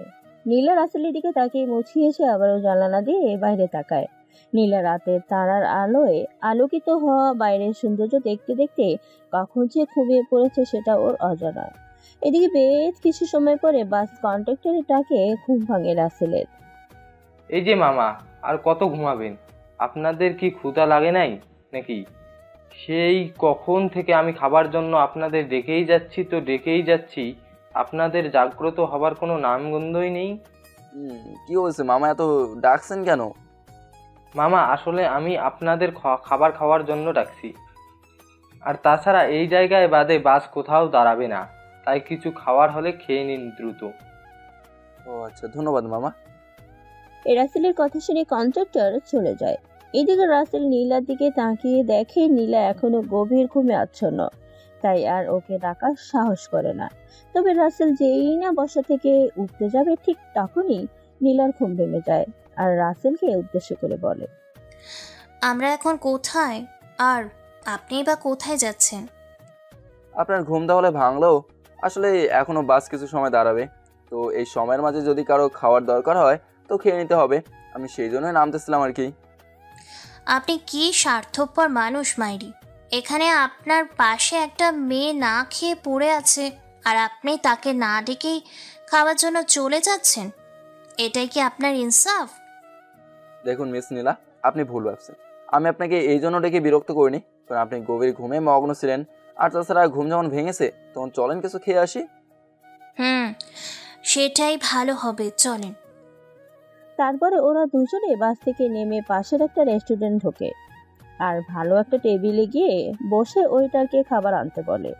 তো রাসেলের অর্ডার করা খাবারের নাম শুনে নীলা বলে, আপনি এই শেষ রাতের শেষ ভাগে এসেও ডিম দিয়ে ভাত খাবেন? তাহলে তো পেটে গ্যাস করবে। দেখুন মিস নীলা, এমনিতেই এটা সেটা করতে অনেকগুলো টাকা খরচা হয়ে গেছে, আর তাছাড়া আমাকে তো ওই শহরে টিকে থাকতে হবে, তো একটু হিসেব করেই চলতে হবে। বুঝেছি, এই ছেলে কখনো মেয়ে নিয়ে রেস্টুরেন্টে যায়নি, তাই তো সহজ সরল উত্তর। আচ্ছা, সমস্যা নেই, আমি সব বিল দিব, আপনি মন মতো খাবার খেয়ে নিন। না না, তার দরকার নেই, আপনি এমনিতেই আমার জন্য অনেক করছেন। আরে বা, আমি তো আপনার জন্য কিছুই করিনি, বরং আপনি আমার জন্য এত এত করলেন।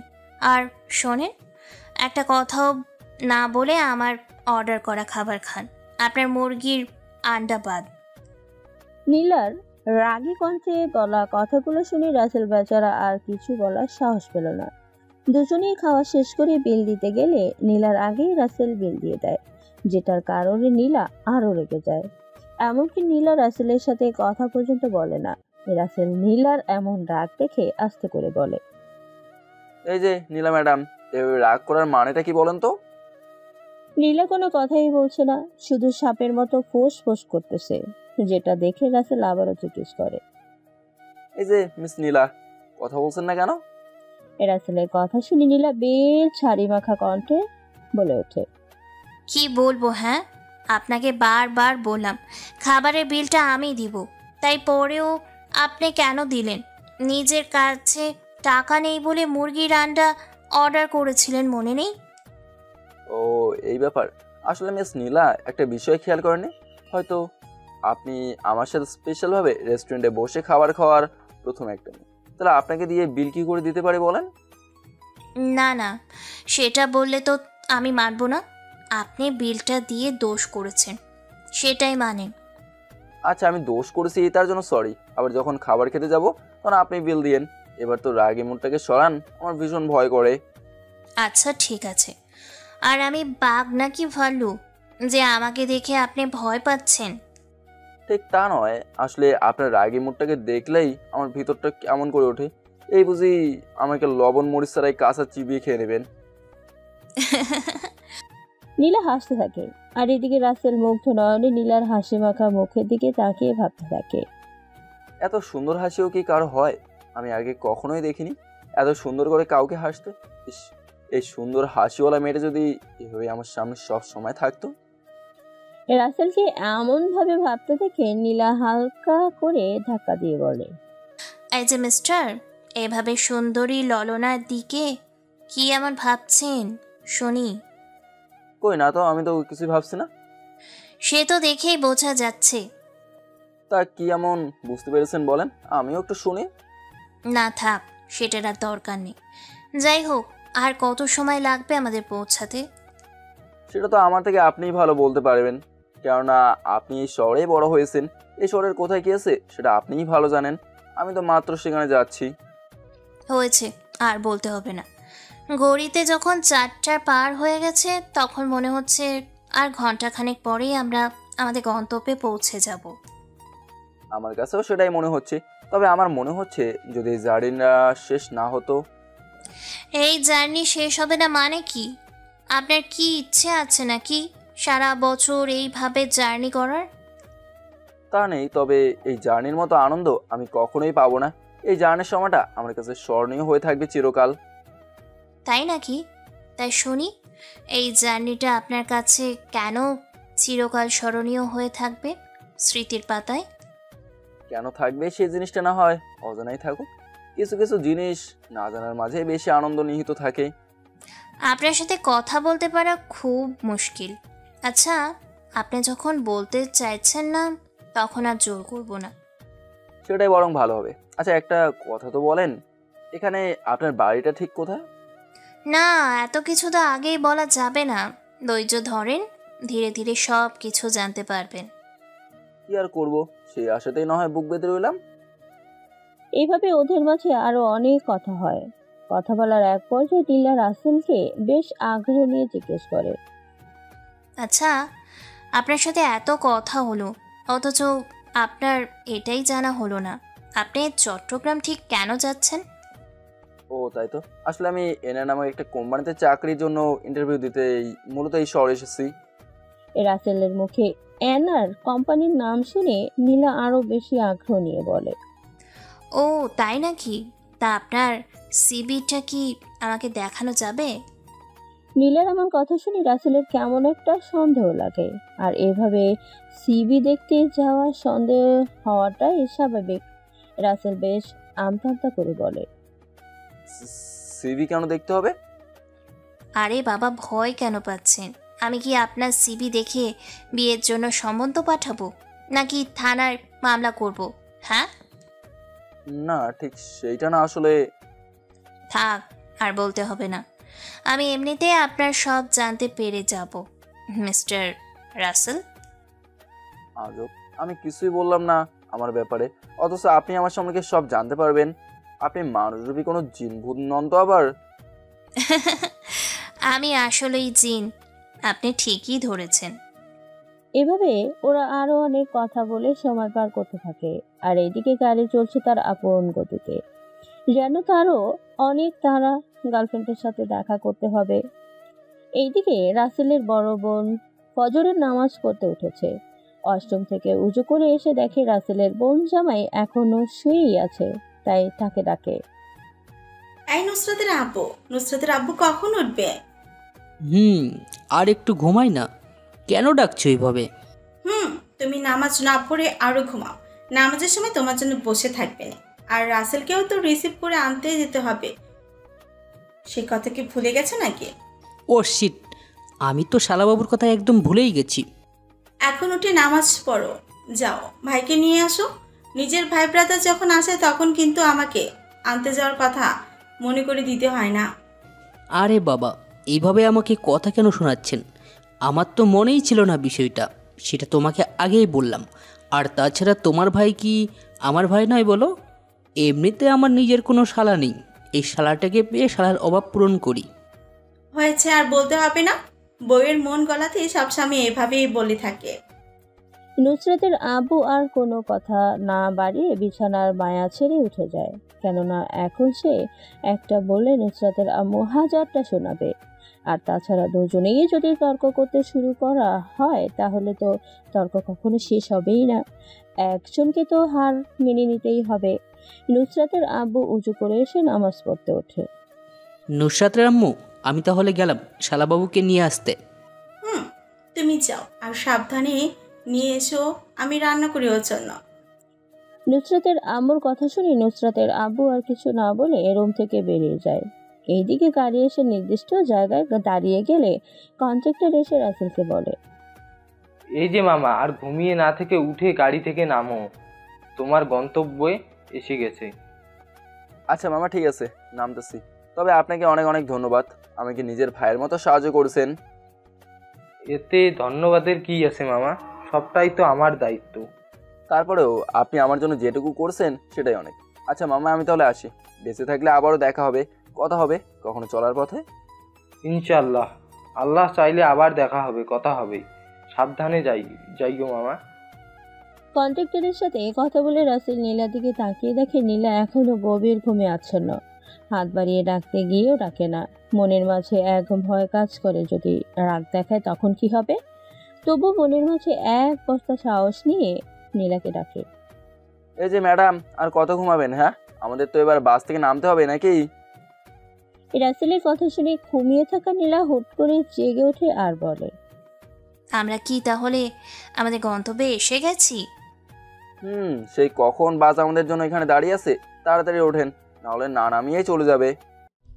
আর কথা না বাড়িয়ে রাসেল বাস থেকে নামতে যাবে এমন সময় নীলা পেছন থেকে বলে ওঠে, এই যে মিস্টার, আপনি কেমন মানুষ? হ্যাঁ, আমার ব্যাগপত্র না নিয়েই নেমে যাচ্ছেন?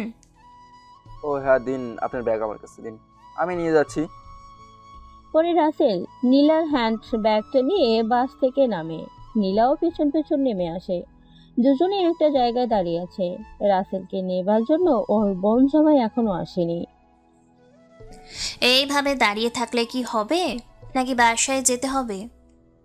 আসলে কি আর বলবো, আমি তো এখানে কিছুই চিনি না। আমাকে আমার দুলুভাই নিতে আসবে। ও আচ্ছা। আমাকে না হয় নিতে আসেনি বলে দাঁড়িয়ে আছি। তা আপনি তো এই শহরের মানুষ, তাহলে আপনি কেন দাঁড়িয়ে আছেন? কি করব বলেন, আপনাকে একা রেখে ছেড়ে যেতে ইচ্ছে করছে না তো, তাই। বাবা, হঠাৎ আমার জন্য এত টান, বুঝতে পারলাম না তো। বোঝার মতো মন আপনার থাকলে তবে না বুঝবেন। বুদ্ধ একটা, কিছুই বোঝে না। আচ্ছা, আমি তাহলে গেলাম, ভালো থাকিয়েন।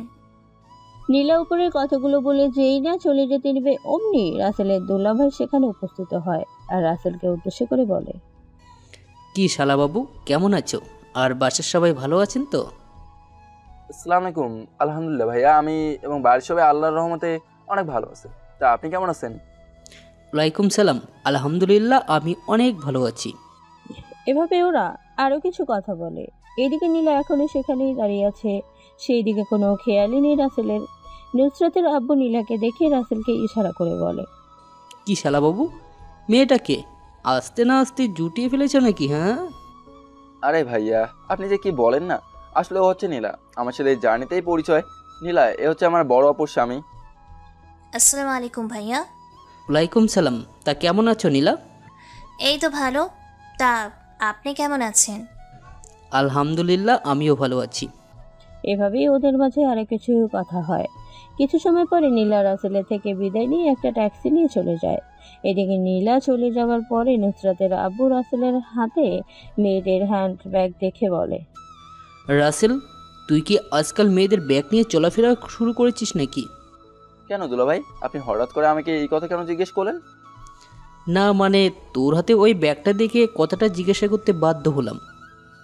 রাসেল ওর দুলাভাইয়ের কথা শুনে হাতের দিকে তাকিয়ে দেখতে পায় যে নীলার ব্যাগটা ওর হাতেই রয়ে গেছে। ও শিট, ভাইয়া এটা তো নীলার ব্যাগ। আমি বাস থেকে নামার সময় হাতে নিয়ে নেমেছি, দেবার কথা তো মনেই নেই, ওরও হয়তো মনে নেই। আরে বাবা, এতে চিন্তা করার কি আছে, ভুল হতেই পারে। বাসায় গিয়ে ফ্রেশ হয়ে পরে নীলাকে ফোন করে ব্যাগটা দিয়ে দিস, তাহলেই তো হবে, তাই না? চিন্তা তো সেখানেই, আমি তো নীলার নাম্বারটাও নেইনি। লও ঠেলা, এত সুন্দর পরীর মতো একটা মেয়ের সাথে পুরো রাস্তায় এসেছিস, অথচ তার নাম্বারটাই নাকি নেয়নি। আসলে তুই একটা গাধা। চল এখন বাসায় যাই, যা হবার পরে দেখা যাবে। আচ্ছা চলো তাহলে। নীলার ফোন যেহেতু এই ব্যাগেই আছে, তখন ও নিজেই কল দেবেনি মনে হয়। সেটাই বরং ভালো। চল তাহলে এবার। তারপরে ওরা দুজন একটা সিএনজি ডেকে নিজেদের গন্তব্যের দিকে রওনা হয়। কিছু সময় পরে সেখানে এসে পৌঁছে যায়। রাসেলের প্রথম এই বাসায় আসলো, যদিও আগে এসেছিল তবে সেটা অন্য বাসায়। দুজনের বাসায় আসার পরে, এই নুসরাতের আম্মু, দেখো কাকে নিয়ে এসেছি। নুসরাতের আব্বুর ডাক শুনে গ্যাসের চুলায় বসানো মাংসের হাড়ি রেখেই দৌড়ে চলে আসে নুসরাতের আম্মু। কেননা একমাত্র কলিজার টুকরা আদরের ভাই এসেছে বলে কথা। ভাই তুই এসেছিস? আসতে তোর কোনো সমস্যা হয়নি তো? বাচ্চা সবাই কেমন আছে? আরে বাবা, একসাথে এতগুলো প্রশ্ন তীর ছুড়ে দিলে কোনটা রেখে কোনটার উত্তর দেবো বলো তো? তুমি চুপ করো। দেখো আমার ভাই কি করে উত্তর দেয়। দেখছো আমি আমার ভাইয়ের সাথে কথা বলছি, তাও তুমি আমাদের কথার মাঝে বা আমার ঢুকিয়ে দিচ্ছ। তোমার সাহস কত বড়! আচ্ছা বাবা, সরি, আমি আর কিছু বলবো না। তোমাদের সব কথা শেষ করো, আমি বরং ভিতরে গেলাম। যাও। ভাই এবার বল, কেমন আছিস? এই তো আপু, আমি খুব ভালো আছি। তোমরা সবাই কেমন আছো? আর আমার আম্মাজান কোথায়? ওকে তো দেখছি না। আমরাও অনেক ভালো আছি। আর নুসরাতের কথা বলিস না, রাতে টিভি দেখে দেরিতে ঘুমাবে আর উঠবে বেলা করে। আপু, আমরা বড় হয়েছি, তাই সময়ের মূল্য বুঝি না। আর ও তো এখনো পিচ্চি আছে। রাসেলের কথার জবাবে ওর আপু কিছু বলতে যাবে তার আগেই দরজায় দাঁড়িয়ে চোখ নলতে নলতে নুসরাত বলে, মামা দেখো, আমাকে একদম পিচ্ছি বলবে না। তুমি দেখছো না আমি কত বড় হয়ে গেছি? ওরে আমার পিচ্চি বুড়ি রে, আসো আম্মাজান, আমার কাছে আসো। না, যাবো না, তুমি খুব পচা। কেন? আমি আবার কি করলাম শুনে? কি করো নাই সেটাই আগে বলো। কত বছর পর আমাদের বাসায় আসলে, ভুলে গেছো? সেটা তো ভুলেই গেছি। আচ্ছা, এই চকলেটগুলো নিয়ে আমি যে এত বছর পরে তোমার কাছে এসেছি, সেটা তুমিও ভুলে গেছো?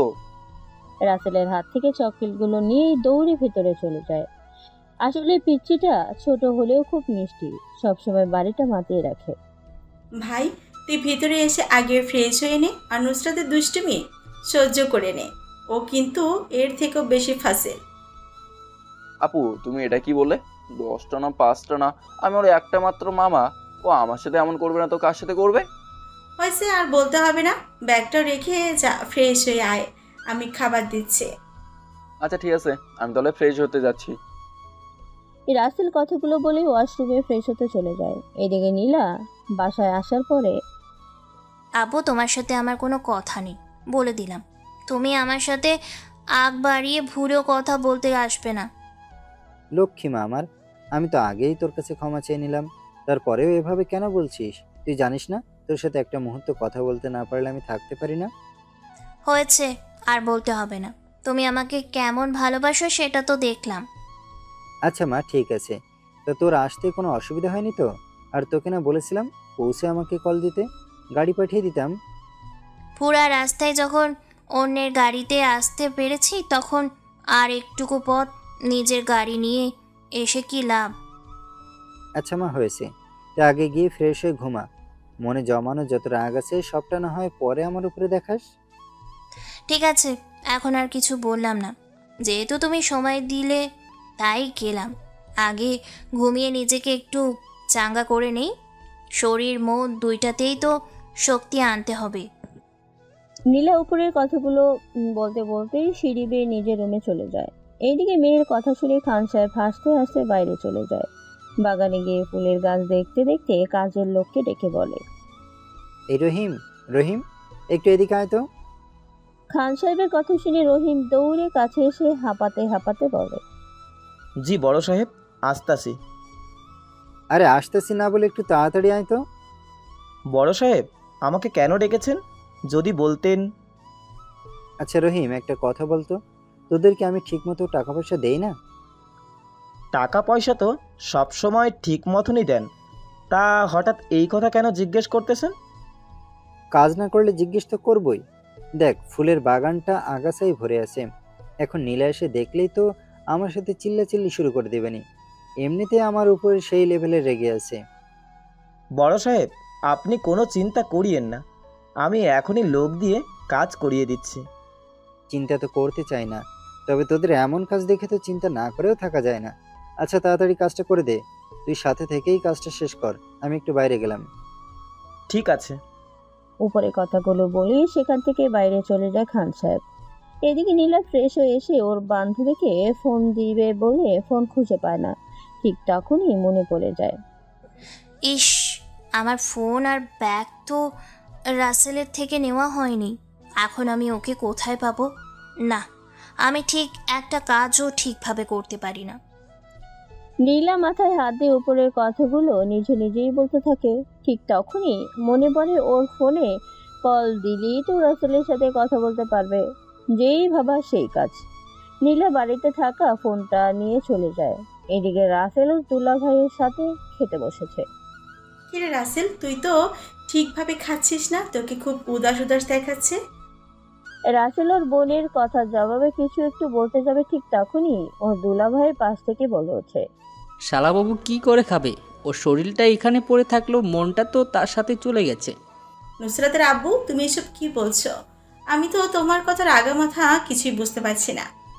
আমার কথা তুমি বুঝতে পারবে না তো এই বিষয়টা ঠিকভাবে বোঝানোর জন্য তুমি বরং তোমার ভাইয়াকে জিজ্ঞাসা করো, ও তোমাকে স্পষ্ট বাংলা ভাষায় বুঝিয়ে দিতে পারবে। তুমি শুধু শুধু পেঁচিয়ে কথা বলো। আচ্ছা রাসেল, তুই বলতো তোর ভাই কি বোঝাতে চাচ্ছে? আপু, আসলে বিষয়টা ঠিক তেমন না। তাহলে বিষয়টা কি সেটা একটু খুলে বলতো। রাসেল ওর বোনের কথার জবাবে ঠিকটা বলতে যাবে, ঠিক তখনই ভ্যানিটি ব্যাগে থাকা ফোনটা বেজে ওঠে। কি ব্যাপার? আমার ফোন তো টেবিলের উপরই রাখা আছে, তাহলে ওই ব্যাগের ভেতর কি করে রিং বাজছে? আমি তোমাকে যেটা বোঝাতে চেয়েও বোঝাতে পারিনি, এটা সেই বিষয় একটা অংশ। মানে কি বোঝাতে চাচ্ছ? একটু খোলাসা করে বলো তো। আপু, আমি তোমাকে সবটা খুলে বলতেছি। রাসেল তখন পুরো ঘটনা খুলে বলে। সবটা শুনে ওর বড় বোন বলে, ওহ, এই ব্যাপার। আর এই যে নুসরাতের আপু, তুমি যেমনটা বলতেছিলে, ঘটনাটা কিন্তু আসলেই ঠিক তেমন না। বিষয়টা কেমন সেটা তো পরে দেখা যাবে। তুমি বরং আগে তোমার ভাইকে বলো যে ফোনটা রিসিভ করে কথা বলতে। ওই পাশের মেয়েটা রাগে মাথা ফাটিয়ে ফেলবে। তুমি বরিশালের পোলা, কিন্তু বেশি একটু কথা বলতেছ। এই রাসেল, যা তো ফোনটা রিসিভ করে দেখ কি বলে, কোনো ঝামেলা না বাজলেই হয়। রাসেল ওর বোনের কথার জবাবে আর কোনো কথাই বলে না। ব্যাগ থেকে ফোনটা বের করে স্ক্রিনে তাকিয়ে দেখে হোম নামে সেভ করা একটা নাম্বার থেকে কল এসেই চলেছে।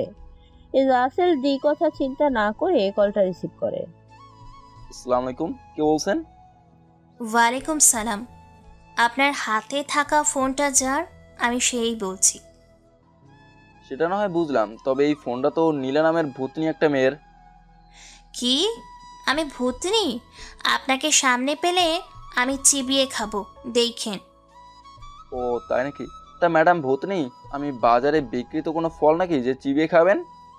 আপনি ফল নাকি সেটা তো আমি পরেই বোঝাবো। এখন বলেন, আমি কোথায় গেলে আমার ব্যাগ আর ফোনটা নিয়ে আসতে পারবো? আমি তো ঠিক এই শহরটা ভালো করে চিনি না, তাই কোথায় কি আছে বা থাকে সেটাও বলতে পারবো না। ইস, কি জ্বালা! তাহলে আমি আপনার সাথে মিট করব কোথায়? সেটাই তো চিন্তার বিষয়। কারণ আপনিই বলেন কি করে চিন্তার অবসান ঘটানো যায়। মাথা মোটা ছেলেদের বুদ্ধি দেবার জন্য আসলেই আমার মতো চিকনা বুদ্ধি মেয়ের প্রয়োজন। আপনি বরং আপনার ভাইকে বলেন আপনার আশেপাশে ভালো কোনো রেস্টুরেন্ট আছে নাকি, যার নাম সব জায়গা ছড়িয়ে আছে। আচ্ছা, আমি বরং সেটাই করে দেখি। কথা না বাড়িয়ে একটু তাড়াতাড়ি করেন না। আচ্ছা বাবা, কুল ডাউন। আচ্ছা দুলা ভাই, এখানে নামি কোনো রেস্টুরেন্ট আছে যেটার নামটা সব জায়গায় আছে? আছে তো। এই রেস্টুরেন্টটা এখানকার সব থেকে ফেমাস, সবাই চেনে বলে আমার জানা। ও ভাই, আপনাকে ধন্যবাদ। এই ম্যাডাম ভূতনি, এখনই নাকি এই রেস্টুরেন্টটা অনেক ফেমাস। আপনি কি চেনেন এই রেস্টুরেন্ট? রাসেলের মুখে রেস্টুরেন্টের নামটা শুনে নীলা মনে মনে বলে, এই ছেলে বলে কি? আমি যে রেস্টুরেন্টে প্রতিদিনই প্রায় গিয়ে থাকি, সেটা নাকি আমি চিনব না? এই যে ম্যাডাম, কথা না বলে চুপ করে আছেন কেন? আমি চিনি ওই রেস্টুরেন্ট, সমস্যা নেই। আপনি বরং কাউকে সাথে নিয়ে বিকেল 4টায় ওইখানে আসেন, আমি আসবনি, কেমন? বিকেল 4টায় যেতে পারবো কিনা সেটা জানি না, কেননা আপনার জন্য আমি ঠিকভাবে ঘুমাতেই পারলাম না এখনো। এটা কি বলা রে বাবা! একটা মেয়ের সাথে দেখা করার জন্য একটা ছেলে কত বাহানা করে, আর এই মাথা মোটা ছেলেটা ফ্রিতে সুযোগ পেয়েও কি বলছে? এই যে ম্যাডাম, চুপি চুপি আমাকে নিয়ে কিছু বলছেন নাকি আবার? আরে জনাব, আপনার নামে আমি আবার কি বলবো? আচ্ছা শোনেন না, একটু কষ্ট করে আইসেন, ফোনটা না হলে আমার অনেক ক্ষতি হবে। ফোন দূরে থাকলে তো বয়ফ্রেন্ডের সাথে কথা বলা যায় না। আচ্ছা ঠিক আছে, আপনি বিকেলেই আইসেন, আমি নির্দিষ্ট সময়ে হাজির হব। ওকে মিস্টার, আপনাকে অনেক অনেক ধন্যবাদ। এভাবে ওদের মাঝে আরও কিছু কথা হয়। যদিও নীলার কথা শুনে রাসেল একটু কষ্ট পেয়েছে, তবুও সেটা নীলাকে বুঝতে দেয়নি। ফোন কেটে দেওয়ার পরে নুসরাতের আব্বু রাসেলকে উদ্দেশ্য করে বলে, রাসেল, তুই তো খুব করে বলে দিলি সেখানে যাবি, তুই সেখানে কি করে যাবি বলতো? কি করে যাব মানে? তুমি আমাকে সাথে করে নিয়ে যাবে, তাতে করে শহরটাও ঘোরা হলো, আবার কাজটাও হয়ে গেল। আরে ভাই, সেটা হলে তো আমারই ভালো লাগতো, কিন্তু ঘটনা তো তার উল্টো। আমার অফিস আছে।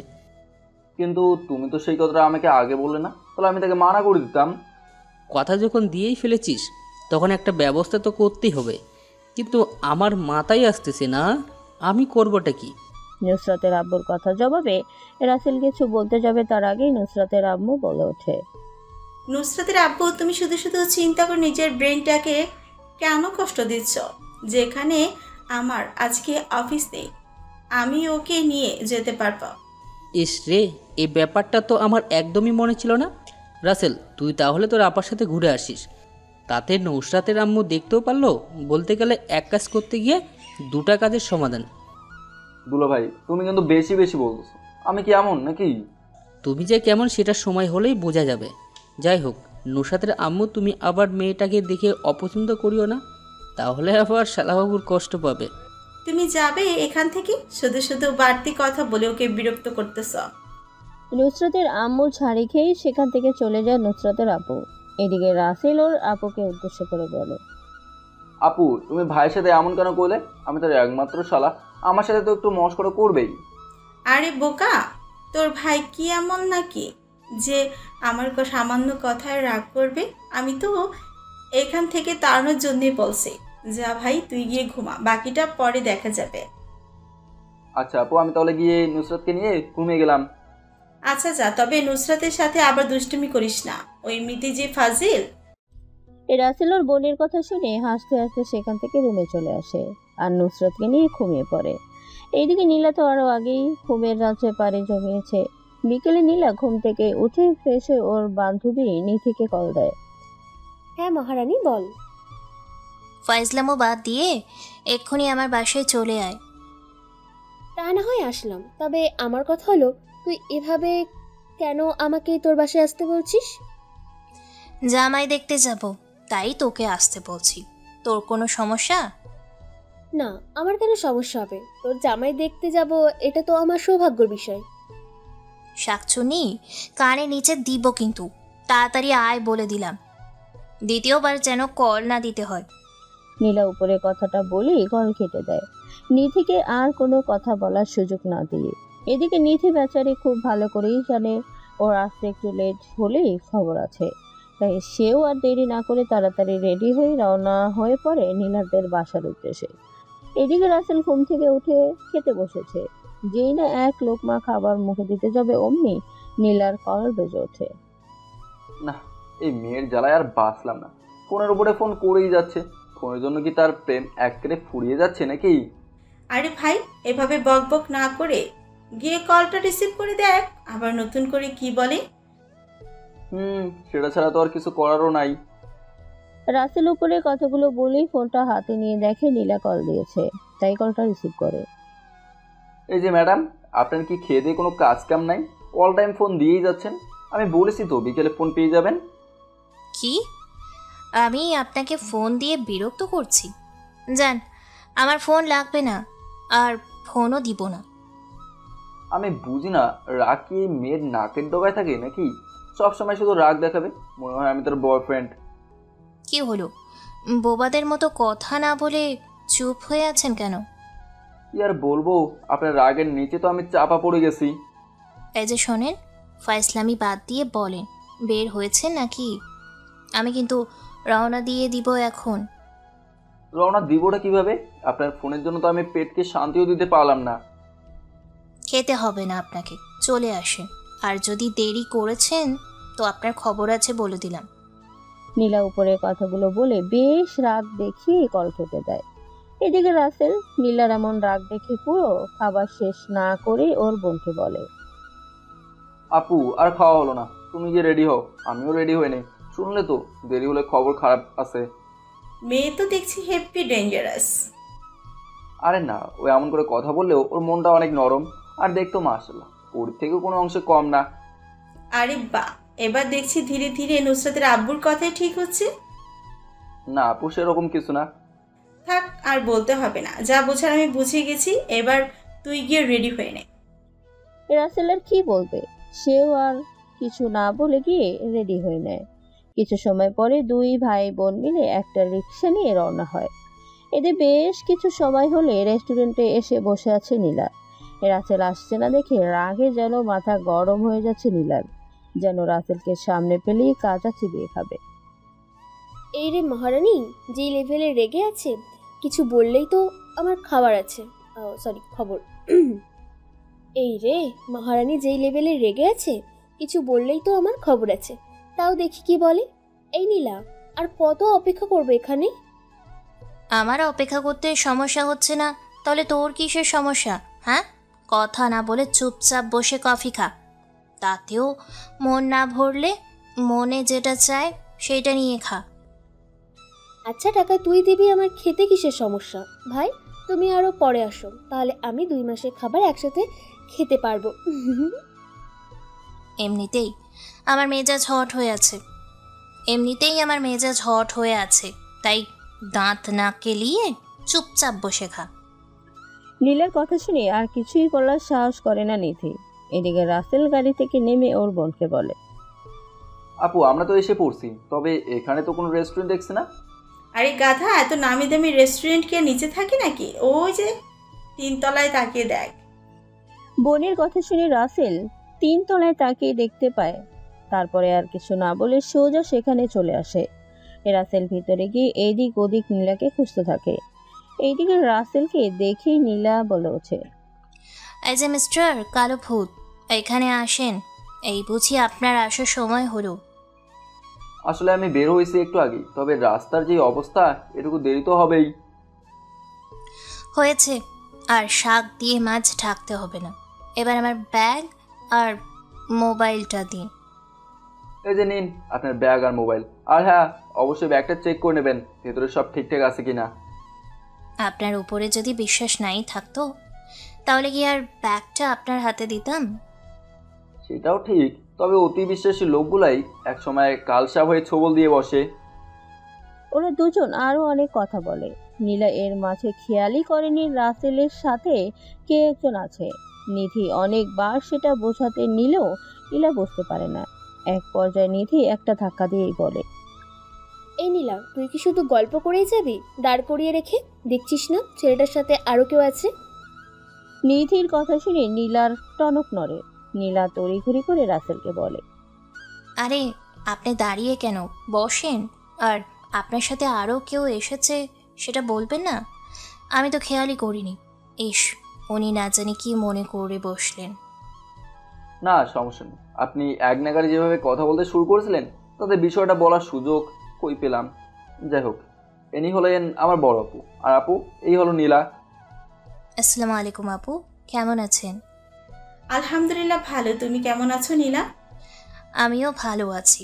আসলে আপু, আমি রাসেলকে দেখে সব গুলিয়ে গেছিল, তাই সামনে কে আছে বুঝতেই পারিনি। দয়া করে কিছু মনে করবেন না প্লিজ। আরে না, এতে মনে করার কি আছে? মানুষ মাত্রই তো ভুল, তাই না? আর তাছাড়া জীবনে চলার পথে ভুল না করে ভালো কিছু শেখাও যায় না। আপু, আপনি অনেক সুন্দর কথা বলেছেন। এই নিধি, খাবার অর্ডার দে তো। ঠিক আছে, আমি এক্ষুনি অর্ডার দিচ্ছি। এভাবে ওদের মাঝে অনেক কথা হয়। খাবার দিয়ে গেলে সবাই খাবার খেয়ে নেয়। বেশ কিছু সময় পার হবার পরে আমাদের এখন যেতে হবে, আর তাছাড়া আপনি তো জানেন আমার আগামীকাল আবার একটা ইন্টারভিউয়ের চাকরি আছে। সেটা তো জানি। আমার পক্ষ থেকে অনেক অনেক শুভকামনা রইল, যেন আপনার চাকরিটা হয়েছে। ধন্যবাদ মিস কালো ভুতনি, আসি তাহলে, বাই। তারপরে ওরা সবাই বিদায় নিয়ে চলে যায়। এদিকে আপু থাকার কারণে নীলা রাসেলের উপরে কোনো রিয়াকশন দেখাতে পারেনি কালো ভূতনি বলার জন্য। তবে মনে মনে রাগকে পুষিয়ে রেখেছে, সময় হলেই বুঝিয়ে দেবে কে ভূতনি আর কে ভূত। গাড়িতে চুপ করে বসে থাকতে দেখে নিধি বলে, নীলা, তুই আগে কেন বলিসনি? ছেলেটা এত সুন্দর, মনে হচ্ছে সাথে করে বসায় নিয়ে যায়। আহা কি কিউট, যত দেখি দেখতে ইচ্ছা করে। তোর মনের ভাবনার গাড়ি এখানেই ব্রেক কর, না হলে একটা দুর্ঘটনা ঘটবে আভাস পাচ্ছি। শাকচুনি, সবার জিনিসের দিকে নজর দেবার অভ্যাসটা ছাড়তে পারলি না? কি করে ছাড়বো বল? আমার কপালে যাই জোটে সেটা ভালো হয় না, কিন্তু অন্যটা দেখলে আমার সহ্য হয় না। 12 ভাতারি একটা। শোন, ভুলেও এই জিনিসের প্রতি নজর দিস না। ওকে দেখে তোর মনের মধ্যে যেই ঘন্টায় বাজুক না কেন সেটা বন্ধ কর, না হলে আমি তোকে শেষ করে দিব। এত ভালোবাসিস কই, বিষয়টা তো ওকে জানিয়ে দিলি না? ভালোবাসি কিনা সেটা জানি না, তবে ওর কথা আমার সবসময় কেন জানি ভাবতে ভালো লাগে। ওর চোখে কিসের একটা মায়া আছে। তাই তো আমাকে তার প্রতি আকৃষ্ট করে ফেলেছে। চুপ, এই কথাটা আমি যেন তোর মুখে দ্বিতীয়বার না শুনি। এখন চুপ করে বসে থাক, আমার মেজাজ খারাপ আছে। আমাকে বলে কি না কালো ভূতনি। আচ্ছা বান্ধবী, আমাকে দেখতে কি কোন দিক থেকে কালো ভূতনির মতো মনে হয়? নীলার কথা শুনে নিধি ভালো করে নীলার মুখটা ঘুরিয়ে ফিরিয়ে দেখে বলে, না, তোকে দেখে তো কোনো দিক থেকেই কালো ভূতনি মনে হয় না। তাই আমার মনে হয় রাসেলের কাছে তুই একটা কালো ভূতনি। সেটাও হতে পারে, কারণ আমি তো ওকে কালো ভূত বলি।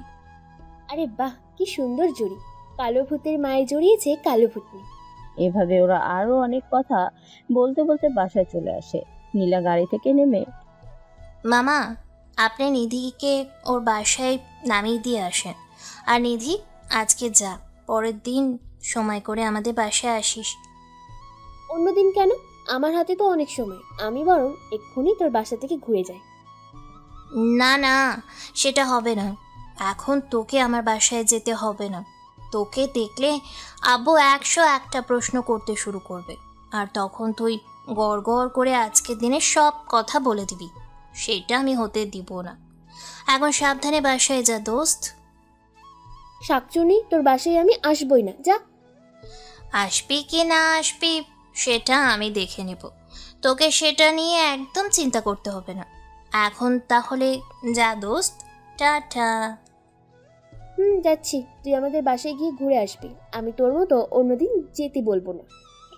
নিধি উপরের কথাগুলো বলেই সেখান থেকে চলে যায়। নীলা কিছুই মনে করে না, কেননা এদের মাঝে বছরের 12 মাসে 15 বারই এমন কাণ্ড ঘটে। নীলা ভেতরে যেতে নিলেই চোখে পড়ে বাগানে ফুটন্ত গোলাপটা ওর দিকে ডাব ডাব করে তাকিয়ে আছে। তাই দেরি না করে দৌড়ে গিয়ে ফুলটাকে গাছ থেকে ছিঁড়ে বলে, রোদের মাঝে থাকতে তোর অনেক কষ্ট হচ্ছে বুঝি?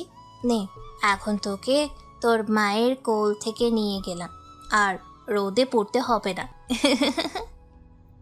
নীলা ফুলের দিকে তাকিয়ে উপরের কথাগুলো বলতে বলতে বাড়ির ভেতরে চলে আসে। নীলাকে এমন খুশি মুডে দেখে ওর বাবা ওর ভাইকে বলে, নীরব, তুই কি একটা বিষয় খেয়াল করেছিস আজকে? আব্বু, তুমি কোন বিষয়ে খেয়াল করার কথা বলতেছো? আমি তো বুঝলাম না। আজকে কেমন যেন আমার মা মরা মেয়েটাকে একটু অন্যরকম মনে হচ্ছে। হাসির রেখা যেন ওর মুখে লেগে আছে। আব্বু, তুমি যে কি বলো না, নীলা তো সব সময় এভাবেই থাকে। ওকে তুমি কখনো মন খারাপ হয়ে থাকতে দেখেছো? সেটা দেখিনি, তবে আজকে একটু বেশি খুশি মনে হচ্ছে। আব্বু, তুমি এইসব নিয়ে না ভেবে বলো তো আমরা কোন কোম্পানির সাথে ডিল করতে যাচ্ছি? ও হ্যাঁ। এভাবে বাবা ছেলের মাঝে অনেক কথা হয়। এইদিকে বাসায় আসার পরে নুসরাতের আম্মু রাসেলকে বলে, আচ্ছা রাসেল, একটা কথা বলতো, নীলা মেয়েটা তোর সাথে প্রথমেই অমন কেন করলো? সেটা তো আমি জানি না, তবে মেয়েটা অনেক ভালো। দেখতে তো মাশাআল্লাহ, তবে বাইরের সৌন্দর্যের মতো ভেতরটা সুন্দর হলেই ভালো। না আপু, ও একটু রাগী, তবে ওর মনটা অনেক স্পষ্ট, যেন তুলোর থেকেও নরম। হয়েছে, আর সাফাই গাইতে হবে না। তুই যে ওর মায়ের আটকা পড়ে গেছিস সেটা আর আমাকে নতুন করে বলতে হবে না। আপু, সেরকম কিন্তু কিছুই না। থাক, আর শর্মাতে হবে না। কথায় আছে না, অতিভক্তি চোরের লক্ষণ। রাসেলের বোন উপরের কথাগুলো বলে চলে যায়। এদিকে রাসেল আর কিছু না ভেবে পকেটে থাকা ফোনটা বের করে বাড়িতে ফোন দিয়ে কথা বলে। রাতে খাওয়ার সময়, নুসরাত রাম্মু, ভাইয়ের পছন্দ করা মেয়ে কেমন দেখলে? মেয়ে তো আগুন সুন্দরী, তবে রাগ যেন সবসময় নাকের ডগায় থাকে। রাগ তো একটু থাকবেই, কথাই আছে না, যে মেয়ে সুন্দর হয় তার স্বভাবগত দিক থেকে রাগটা একটু বেশি হয়ে থাকে, একদম তোমার মতো। কি আমি রাগী? তোমার সাথে সবসময় রাগ দেখাই? আমি সেটা বলিনি। তুমি কি বোঝাতে চাইছো? আমি খুব ভালো করেই জানি আজকে আইসো তোমার খবর আছে। উপরের কথাগুলো বলে নুসরাতের আম্মু হন হন করে চলে যায়। এদিকে রাসেল ওর ভাইকে জিজ্ঞেস করে, আচ্ছা ভাইয়া, আপু তোমাকে এভাবে থ্রেট দিয়ে গেল কেন? শালাবাবু, তুমি তো বিয়ে করো নাই, তাই এ থিয়েটার মানে তুমি বুঝবা না। তা তোর চাকরি ইন্টারভিউর জন্য প্রস্তুতি কেমন? যথেষ্ট ভালো। আশা রাখি এই চাকরিটা হয়েই যাবে। নিজে থেকে বললে হবে না ভাই, এই কোম্পানিটা এই শহরের মাঝে নাম করা, তাই সব কিছুই কঠিন। সমস্যা নাই, তুমি তো ওই কোম্পানিতেই জব করো, একটু সাপোর্ট তো পেয়েই যাবো। সাপোর্ট পাবি কিনা সেটা জানি না, তবে অফিস পর্যন্ত নিয়ে যাব এটা পাক্কা। সেটা হলেই হবে। এবার কথা না বলে তাড়াতাড়ি খেয়ে নাও। খাবার বাদ দিয়ে দুনিয়ার সব কথা বলে ফেললাম। এরপরে দুজন আর কথা বলে না, খাবার খেয়ে নেয়। খাবার শেষ করে রাসেল বিছানায় গিয়ে শুয়ে পড়ে। যেই না চোখ বন্ধ করতে যাবে অমনি একটা আননোন নাম্বার থেকে কল আসে। রাসেল এক বস্তা বিরক্তি নিয়ে কলটা রিসিভ করে। হ্যালো, কে বলছেন? আমি কালো ভূতনি, আপনার ঘাড় মটকাবো বলে কল দিয়েছি। ও তাই নাকি? তো মিস কালো ভূতনি, আমার ঘাড় মটকাতে হলে তো আমার কাছে আসতে হবে, কিন্তু সেটা তো আপনি পারবেন না, কারণ আমি অনেক দূরে। বাস্তব জগতে দূরে হলেও কল্পনার জগতে তো অনেকটাই কাছে। আমি সেই জগতেই আপনার ঘাড় মটকাবো, বুঝেছেন? এত সুন্দর করে বুঝিয়ে দিলে না বুঝে কি আর উপায় আছে? শোনো, যেই জন্য তোমাকে কল দিয়েছি। ও সরি, আপনাকে তুমি করে বলার জন্য। সমস্যা নেই, আপনার মুখ থেকে আপনি জায়গায় তুমি শব্দটা শুনতে বেশি ভালো লাগে, যেন বুকের ভেতরটা শীতল হয়ে যায়। আপনি আমাকে তুমি করেই বলতে পারেন। ওকে মিস্টার, তোমাকে অনেক ধন্যবাদ। আর শোনো, কালকে তো তোমার চাকরির পরীক্ষা আছে। আছে। এখন চাকরিটা ভালোই হলেই হয়। চাকরি তো তোমার হবে, এটা আমি 100% শিওর। তবে এটাও শিওর, তুমি কোনো মেয়ের দিকে নজর দিলে আমি তোমার চোখ উপড়ে ফেলবো।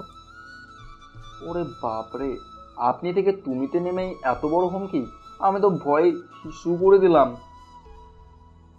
শোনো, আমি কিন্তু মজা করে বলছি না, একদম সিরিয়াস বলছি। তুমি আমি ছাড়া অন্য কোনো মেয়ের দিকে তাকাবে না। তা ম্যাডাম, আপনি আমার কি লাগেন যে আশেপাশে এত এত সুন্দরী থাকতেও আমি শুধু আপনার দিকে চেয়ে রব? জানি না। নীলা লজ্জা ভরা কণ্ঠে উপরে কথাটা বলেই কল কেটে দেয়। এদিকে রাসেলও হাসতে হাসতে নীলার বলা কথাটা নিয়ে গবেষণা করতে মগ্ন হয়ে পড়ে। তো গবেষণা করতে করতে কখন যে ঘুমিয়ে পড়ে সেই দিকে খেয়ালই নেই। পরের দিন সকালে রাসেল, এই রাসেল, ফজর আজান দিয়েছে, উঠে তোর ভাইয়ের সাথে মসজিদে গিয়ে নামাজ পড়ে আয়। আপু আর একটু ঘুমায় না, তুমি ভাইয়াকে পরে আসতে বলো। না উঠলে কিন্তু পানি ঢেলে দিব। নামাজের কাছে কোনো অজুহাত নেই। মার তুমি দেখছি একই, নামাজ না পড়লে একটুও সার নেই। কথা না বলে তাড়াতাড়ি উঠে আয়, আমি তোর ভাইকে উঠাই গিয়ে। তোরা দুজনই এক সমান। তারপরে নুসরতের আম্মু সেখান থেকে চলে যায়। কিছু সময় পরে রাসেল উঠে ফ্রেশ হয়ে অজু করে ভাইয়ের সাথে মসজিদে গিয়ে নামাজ পড়ে আসে। সকালের নাস্তা করে দুজন মিলে অফিসের উদ্দেশ্যে রওনা দেয়। এদিকে যেই মেয়েটা প্রতিদিন সকাল 10টার আগে ঘুম থেকেই ওঠে না, আজকে সেই মেয়েটি সকাল সকাল উঠে রেডি হয়ে নিচ্ছে। নীলা অফিসে যাওয়ার জন্য রেডি হয়ে নিচে আসে নাস্তা করতে। নীলাকে এভাবে সেজে গুজে বের হতে দেখে ওর ভাই জিজ্ঞেস করে, নীলা, তুই এমন করে সেজে সাত সকালে কোথায় বের হলি? কোথায় আবার, আমি আজকে তোমার সাথে অফিসে যাব। কি ব্যাপার, তুই তো কখনো আমার সাথে অফিসে যাসনি, তাহলে হঠাৎ আজকে তোর কি হলো যে অফিসে যাবি? বারে, তোমার সাথে গিয়ে দেখতে হবে না অফিসে কিভাবে কি করতে হয়, সবাই কেমন কাজ করে। না, তোর আজকে যেতে হবে না, তুই অন্যদিন বাবার সাথে গিয়ে দেখে আসিস। আব্বু দেখছো, তোমার ছেলে আমাকে সাথে নিয়ে যাবে না, বিয়ের আগে আমাকে পর করে দিচ্ছে। দেখেছো আব্বু, তোমার মেয়ে ইমোশনাল কথা বলে আমাকে ব্ল্যাকমেল করতেছে। নীরব, তুই নীলাকে সাথে নিয়ে যা, একটু ঘুরে আসুক না, এমনিতেও কখনো অফিসে যেতে চায় না। আব্বু, তুমি ভুলে গেলে নাকি আজকে অফিসে চাকরির ইন্টারভিউ নিতে হবে, আর তোমার মেয়ে যেই ফাজিল সেখানে একটা না একটা ঝামেলা ঠিকই পাকিয়ে বসবে। আব্বু, তুমি ভাইয়াকে বলো না আমি কোনো ঝামেলা করব না, একদম শান্ত মেয়ের মতো বসে সব দেখে যাব। মাঝে মাঝে যদিও তাদের 2-1টা প্রশ্ন করব, সেটা ব্যাপার না। শুনলে তোমার মেয়ের কথা? কি বললো তোমার মেয়ে? নীরব, তুই আর কথা বলে ওকে সাথে করে নিয়ে যেত, আমি অফিসে চলে গেলাম। খান সাহেবের কথার উপরে নীরব কোনো কথা বলতে পারে না, সেটা নীলা খুব ভালো করেই জানে, তাই বাপের সামনেই অফিসে যাবার কথাটা তুলে ধরে। এইদিকে নীরব আর না পেরে উঠে নীলাকে সাথে নিয়ে অফিসের উদ্দেশ্যে রওনা হয়। গাড়িতে বসে নীলা এদিক ওদিক দেখছে, আর এইদিকে নীরব মনে মনে ভীষণ চিন্তা করতেছে।